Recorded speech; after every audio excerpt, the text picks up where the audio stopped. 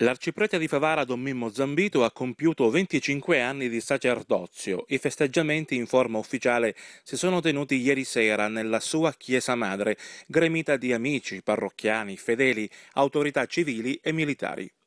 A celebrare la messa per il quarto di secolo di pastorato di Don Mimmo è stato il vescovo di Agrigento Don Franco Montenegro. A margine della celebrazione eucaristica è intervenuto anche il sindaco di Favara, Rosario Manganella, che prima di consegnare una targa ricordo non ha mancato di ringraziare il sacerdote per le parole spese per la comunità favarese nei suoi anni di permanenza a Favara e soprattutto durante questo ultimo anno nel quale Manganella è stato primo cittadino. Don Mimmo nel suo discorso ha chiesto ai fedeli di pregare per lui.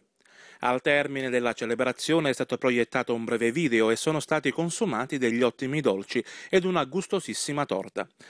Nessun regalo di valore per Don Mimmo. Per volontà dello stesso sacerdote si è preferito invece raccogliere fondi per il restauro della lignea statua di Sant'Antonio, che è patrono di Favara, che risentendo del peso degli anni necessita di inderogabile opera di restauro. 5 anni di sacerdozio. La colpa è pure vostra, perché io ho cercato di fare tutto in famiglia. Normalmente mi saluto tante persone, io saluto tante persone, però uno dei giorni fa c'è stato uno scoop a Sicilia TV, c'è Don Mimmo fa 25 anni, ci mancava poco che erano chiuse le candidature per le regionali, perché c'è stato tamponamenti, scherzo. Ringrazio Dio della pazienza, dell'affetto e della carità che il popolo in ogni sua espressione esercita nei miei confronti come uomo e come prete, e chiedo a tutti coloro che seguono la nostra emittente, noi la chiamiamo nostra, a tutti coloro che seguono Sicilia TV di poter elevare la loro preghiera al Signore perché mi conservi